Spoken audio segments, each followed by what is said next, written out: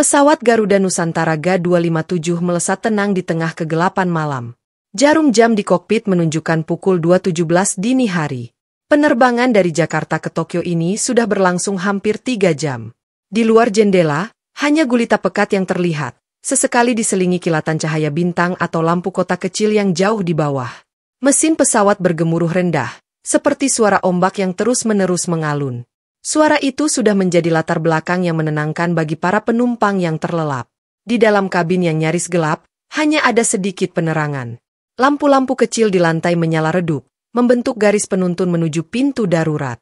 Sebagian besar penumpang sudah tidur dengan kepala bersandar di bantal kecil, beberapa mengenakan penutup mata. Suasana hening, hanya terdengar dengkuran ringan dan sesekali suara orang bergerak dalam tidurnya.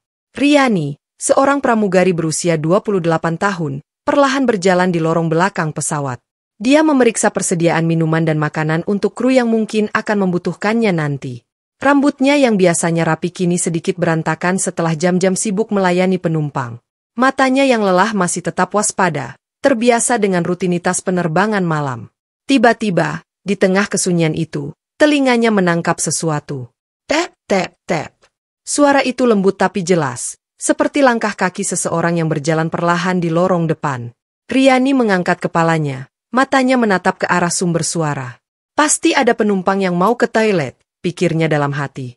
Dia menoleh ke arah lorong, siap menawarkan bantuan jika diperlukan. Tapi yang dilihatnya membuat alisnya berkerut. Lorong itu kosong. Tidak ada seorang pun di sana. Hanya deretan kursi penumpang yang gelap dan lampu darurat yang berkedip lemah. Riani menghela napas, mencoba meyakinkan diri sendiri bahwa itu mungkin hanya suara dari kabin bagasi atau angin yang melewati celah-celah pesawat. Dia kembali melanjutkan pekerjaannya, merapikan beberapa kaleng minuman di troli kecil. Tangannya yang terampil menyusun barang-barang itu dengan rapi, mencoba mengalihkan pikirannya dari suara aneh tadi. Tapi kemudian, tep, tep, tep. Suara itu kembali terdengar, kali ini lebih keras dan lebih dekat. Seolah-olah seseorang dengan sengaja menghentakkan kaki mereka di lantai pesawat. Riani membeku. Darahnya seakan berhenti mengalir. Dia yakin kali ini, benar-benar yakin, tidak ada seorang pun di lorong itu. Dia berdiri diam, mendengarkan dengan seksama. Suara mesin pesawat yang biasanya menenangkan sekarang terasa menyesakkan. Detak jantungnya berdebar kencang di telinganya sendiri. Apa yang barusan kudengar? Riani perlahan melangkah ke depan. Matanya menyapu setiap sudut lorong. Tidak ada apa-apa. Tidak ada penumpang yang terjaga. Tidak ada anak kecil yang berlarian. Tidak ada apapun yang bisa menjelaskan suara langkah kaki tadi. Dia menelan ludahnya, mencoba menenangkan diri. Mungkin aku terlalu lelah, bisiknya dalam hati. Tapi sesuatu di nalurinya berteriak bahwa ini bukan hanya imajinasi. Di kejauhan, lampu tanda sabuk pengaman yang biasanya menyala merah sekarang terlihat seperti berkedip lebih cepat dari biasanya.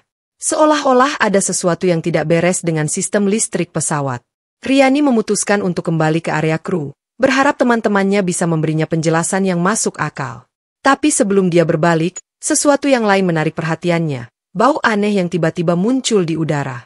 Bau itu seperti besi tua, atau darah. Riani berdiri kaku di lorong pesawat, tangan gemetarannya mencengkeram tepian kursi penumpang. Bau logam anyir itu semakin kuat, memenuhi hidungnya seperti asap tebal. Ini bau darah, pikirnya, dan perutnya mual. Dia pernah mencium bau serupa saat kecelakaan kecil di bandara setahun lalu, bau yang tak mungkin terlupakan. Dia memandang sekeliling dengan panik. Lorong pesawat yang sempit tiba-tiba terasa seperti terowongan gelap yang tak berujung. Lampu darurat di lantai berkedip-kedip tak menentu, bayangannya bergoyang aneh di dinding kabin. Tenang, Riani, bisiknya pada diri sendiri. Pasti ada penjelasan logis. Dia menarik napas dalam-dalam dan memutuskan untuk memeriksa toilet terdekat. Mungkin ada penumpang yang sakit di dalamnya. Dengan langkah tertatih, dia mendekati pintu toilet di sebelah kanan. Tangannya yang berkeringat mencengkeram gagang pintu. Kraak! Suara keras tiba-tiba mengguncang kabin, membuat Riani nyaris terjengkang. Beberapa penumpang terbangun, mengerang kesal sebelum kembali tertidur. Hanya turbulensi. Pikir Riani meyakinkan diri, meski langit di luar jendela terlihat tenang tanpa awan badai. Dia membuka pintu toilet perlahan. Kosong. Tidak ada darah. Tidak ada penumpang pingsan. Hanya cermin di dinding yang memantulkan wajah pucatnya sendiri. Riani menghela napas lega, tapi saat dia hendak menutup pintu, matanya menangkap sesuatu di cermin. Sebuah goresan tipis muncul perlahan di permukaan kaca, seperti ditulis oleh jari tak terlihat. TOLONG. Riani mundur terhuyung, punggungnya membentur dinding kabin. Dia menutup mulutnya untuk menahan teriakan. Ketika dia melihat lagi, tulisan itu masih ada di cermin, tapi sekarang diikuti dengan tetesan merah yang merayap dari huruf terakhir. Dia berbalik dan hampir menabrak Siska, pramugari lain yang wajahnya sama ketakutannya. "Kamu juga melihat itu?" desis Siska, suaranya bergetar. Riani hanya bisa mengangguk, lidahnya terasa kaku. "Kita harus lapor ke kapten," bisik Siska sambil menarik lengan Riani. Mereka bergegas ke kokpit, melewati lorong yang tiba-tiba terasa lebih panjang dari biasanya. Riani terus merasakan sesuatu mengikuti mereka, bukan suara langkah kaki lagi, tapi nafas dingin di belakang lehernya. Saat mereka sampai di pintu kokpit, Riani mengetuk 3 kali dengan kode darurat. Pintu terbuka, menunjukkan Kapten Ardi yang berwajah masam. Pilot berusia 50-an tahun itu sedang memegang secangkir kopi hitam. "Ada masalah?" tanyanya singkat. "Pepak," Riani gagap. "Ada sesuatu yang aneh di kabin." Suara langkah kaki, tulisan di cermin, dan bau darah, sambung Siska. Kapten Ardi mengerutkan kening. Kopinya bergetar sedikit di tangannya. "Kalian yakin bukan karena kelelahan? Penerbangan malam memang sering." BRRT. Suara statis tiba-tiba memenuhi radio kokpit. Dari speaker, suara parau terdengar. "Jangan biarkan mereka terbang." Semua orang di kokpit membeku. Kopilot Doni yang biasanya santai kini mencengkeram kemudi dengan kuku sampai keputihan. "Tadi suara apa?" tanya Siska, wajahnya putih seperti kertas. Kapten Ardi dengan cepat menekan beberapa tombol di panel kontrol. "Pasti hanya gangguan frekuensi," katanya. Tapi Riani melihat tetesan keringat di pelipisnya.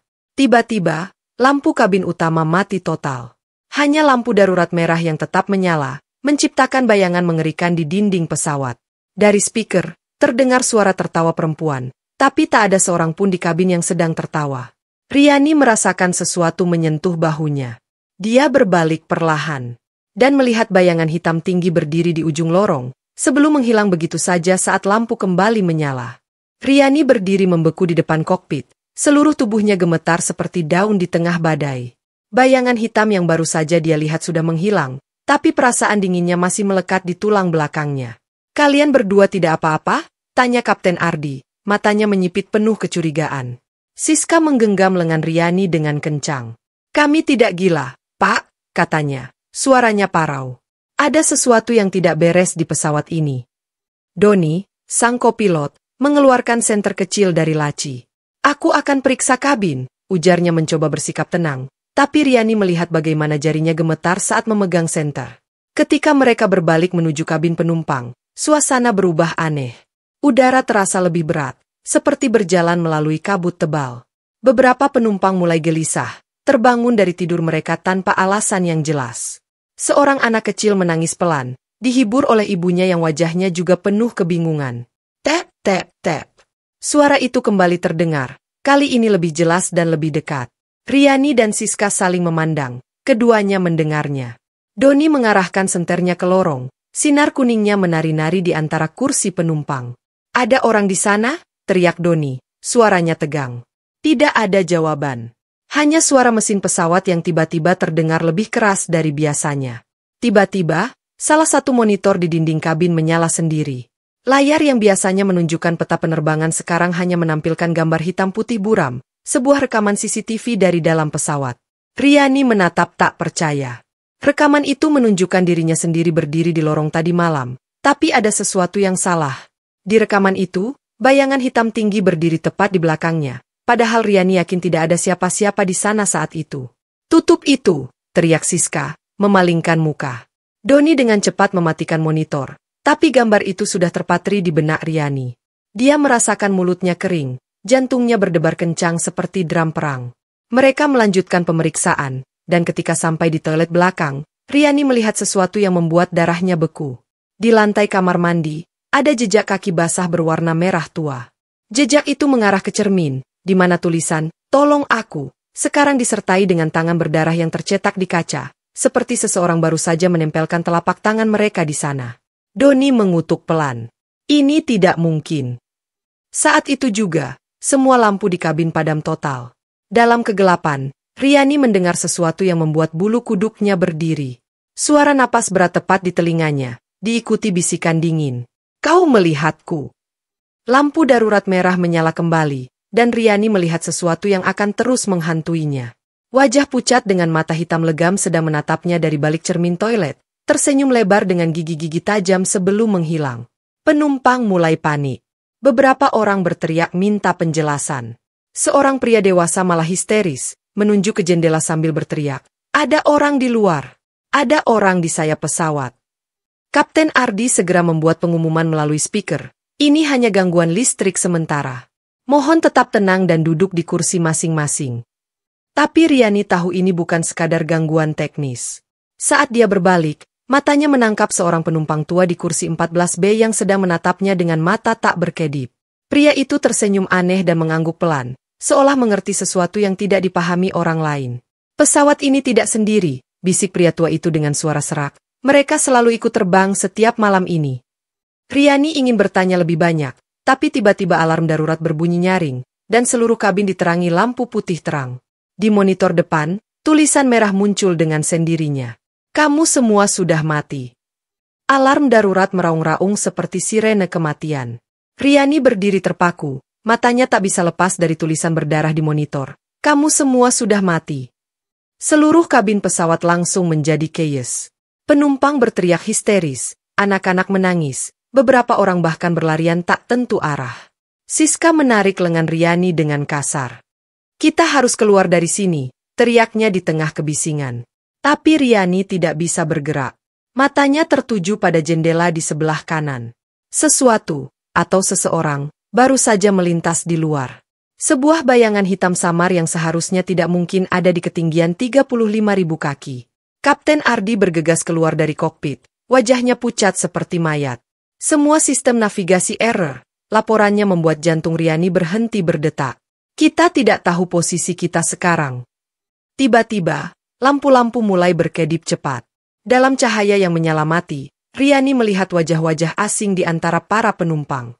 Wajah-wajah pucat dengan mata kosong, mengenakan pakaian aneh yang sudah ketinggalan zaman. Mereka tersenyum lebar, tapi senyum itu tidak sampai ke mata mereka yang hitam legam. Penumpang tua dari kursi 14B tiba-tiba berdiri di depan Riani. Pesawat Garuda Nusantara G257. Katanya dengan suara parau, tidak pernah sampai ke Tokyo. Jatuh di Laut Jawa tanggal 14 Februari 1987. Semua penumpang tewas. Riani menggigil. Tapi, ini tahun 2023. Orang tua itu menggeleng pelan. Kalian hanya roh-roh yang tersesat. Terjebak dalam loop kematian kalian sendiri. Seketika itu juga, seluruh pesawat berguncang hebat seperti ditabrak sesuatu. Riani terjatuh ke lantai, kepalanya membentur kursi. Darah mengalir di pelipisnya, tapi anehnya dia tidak merasa sakit sama sekali. Dari speaker pesawat, suara pilot terdengar. Mayday! Mayday! Pesawat kehilangan kendali. Kita akan... Suara itu terputus oleh dentuman keras. Seluruh badan pesawat bergetar liar. Riani melihat melalui jendela bagaimana sayap pesawat mulai terlepas, menyala dalam kobaran api. Tapi yang paling mengerikan adalah apa yang dia lihat di luar jendela. Laut. Mereka seharusnya masih berjam-jam dari lautan manapun. Ini saatnya, bisik penumpang tua itu sambil memegang tangan Riani. Kau akhirnya mengerti. Riani melihat sekeliling. Semua orang di pesawat, termasuk Siska, Kapten Ardi, dan Doni, tiba-tiba berubah. Kulit mereka menjadi pucat kebiruan, mata mereka kosong, pakaian mereka compang-camping dan basah. Bau air laut yang kuat memenuhi kabin. Mereka semua adalah korban kecelakaan pesawat 36 tahun yang lalu. Dan Riani. Riani melihat tangannya sendiri mulai berubah. Kulitnya membusuk, bajunya basah oleh air asin. Kenangan palsu sebagai pramugari hidup mulai pudar, digantikan oleh kebenaran mengerikan. Dia adalah salah satu penumpang yang tewas dalam kecelakaan itu. Pesawat berguncang semakin hebat. Riani bisa mendengar jeritan terakhir semua orang, termasuk dirinya sendiri, seperti rekaman yang diputar berulang. Lalu, kegelapan. Petugas penyelamat di kapal nelayan kecil melihat sesuatu yang aneh di pagi buta tanggal 15 Februari 1987. Puing-puing pesawat tersebar di Laut Jawa. Tidak ada yang selamat. Tapi yang paling misterius adalah kotak hitam yang mereka temukan. Rekaman terakhirnya bukan suara pilot, melainkan suara perempuan yang berbisik pelan. Aku tidak mau terbang lagi, aku tidak mau.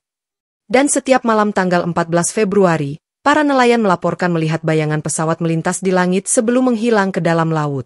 Pesawat itu masih mencari jalan pulang. Tamat.